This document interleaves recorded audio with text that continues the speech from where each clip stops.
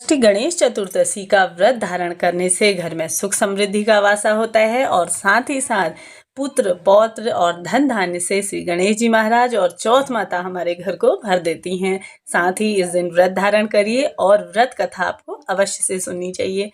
तो चलिए शुरू करते हैं। बोलिए गणेश जी महाराज और चौथ माता की जय हो।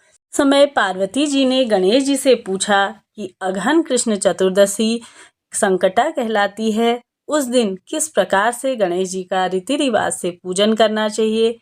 तभी गणेश जी ने उत्तर दिया कि हे हिमालय नंदिनी, अघन में पूर्वोक्त रीति से गजानन नामक गणेश जी की पूजा करनी चाहिए। पूजन के बाद अर्घ्य देना चाहिए। दिन भर व्रत रखकर पूजन के बाद ब्राह्मण को भोजन कराइए और साथ ही जौ, तिल, चावल, चीनी और घृत का साकला बनाकर हवन कराएं। व्रत लें और कथा अवश्य से सुने। तो प्राचीन काल में त्रेता युग में दशरथ नाम के एक प्रतापी राजा राज्य करते थे। वे राजा आखेट प्रिय थे। एक बार अनजाने में ही उन्होंने एक श्रवण कुमार नामक ब्राह्मण का आखेट यानी कि शिकार में वध कर दिया।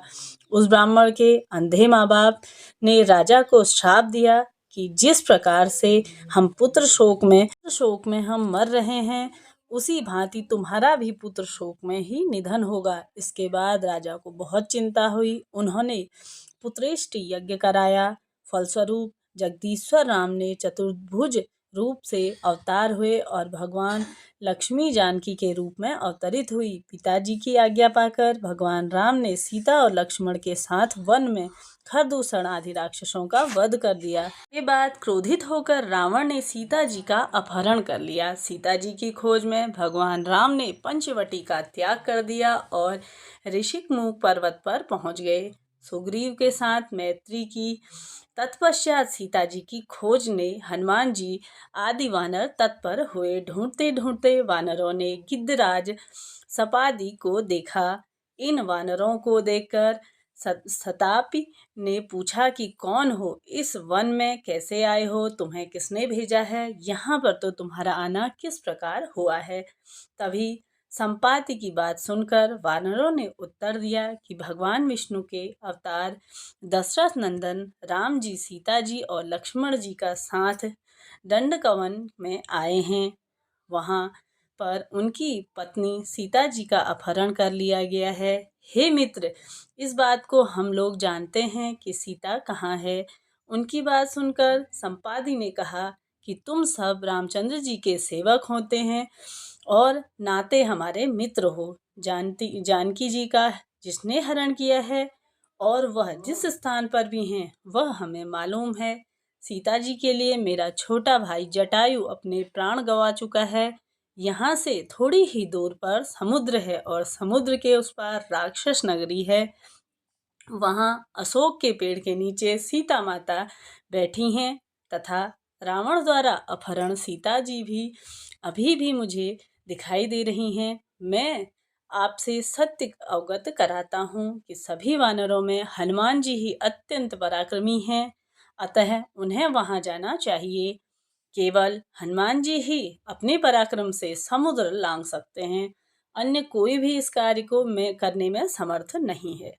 तभी शताबी की बात सुनकर हनुमान जी ने पूछा कि हे शताबी, इस विशाल समुद्र को मैं किस प्रकार पार कर सकता हूँ। जब हमारे सब वानर उस पार जाने में असमर्थ हैं तो मैं अकेला ही पार करके क्या करूँगा।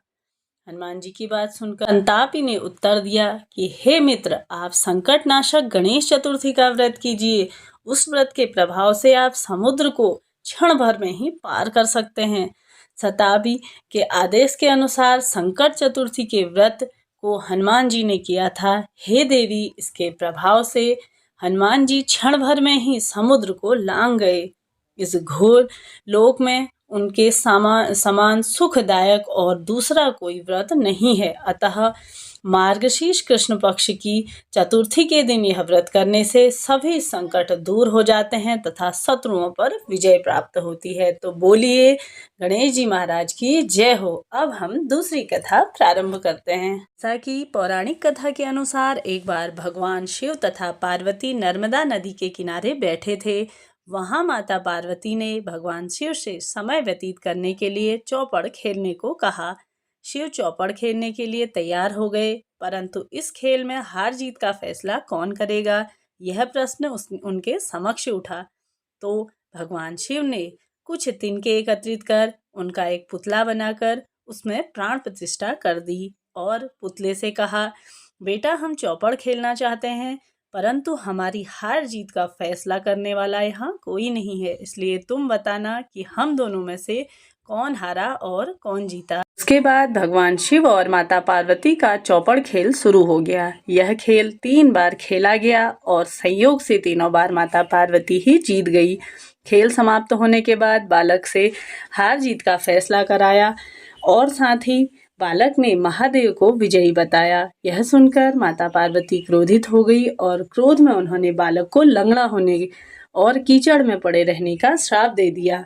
बालक ने माता पिता से माफ़ी मांगी और कहा कि यह मुझसे अज्ञानवशता से हो गया, मैंने किसी द्वेष भाव से ऐसा नहीं किया। बालक द्वारा क्षमा मांगने पर माता ने कहा कि यहाँ गणेश पूजन के लिए नाग कन्याएं आएंगी, उनके कहे अनुसार तुम गणेश व्रत करो, ऐसा करने से तुम मुझे प्राप्त करोगे। यह कहकर माता पार्वती शिव के साथ कैलाश पर्वत चली गई। 1 वर्ष के बाद उस स्थान पर नाग कन्याएं आई। तब नाग कन्याओं से श्री गणेश जी ने व्रत की विधि मालूम की और 21 दिन लगातार गणेश जी का व्रत किया। तब उसकी श्रद्धा से गणेश जी प्रसन्न हुए। उन्होंने बालक को मनोवांछित फल मांगने के लिए कहा।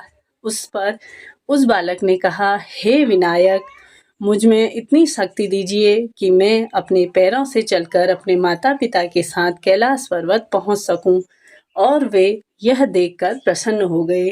तब बालक को वरदान देकर श्री गणेश जी अंतर्ध्यान हो गए।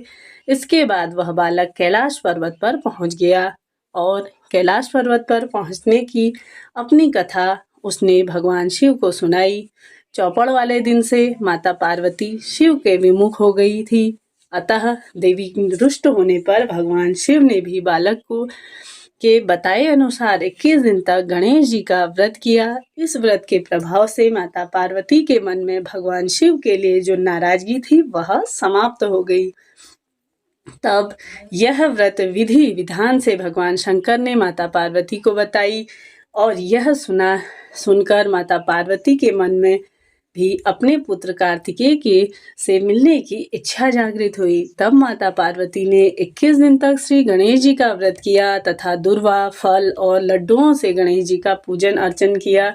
व्रत के 21वें दिन कार्तिकेय स्वयं माता पार्वती से मिलने आ गए। उस दिन से ही गणेश चतुर्थी का यह व्रत समस्त मनोकामनाओं की पूर्ति करने वाला व्रत है। इस व्रत को करने से मनुष्य के सारे कष्ट दूर हो जाते हैं और मनुष्य को समस्त सुख सुविधाएं प्राप्त होती हैं। पुत्र पौत्र और घर में धन धान्य की वृद्धि होती है। तो सभी भक्तजनों को यह व्रत करना चाहिए। साथ ही व्रत की कथाएं प्रतिदिन मेरे चैनल में डाली जाती हैं, इन्हें सुनिए और अपने जीवन को सुखमय और सार्थक बनाइए। मिलते हैं नेक्स्ट वीडियो में, तब तक के लिए जय माता रानी, हर हर महादेव।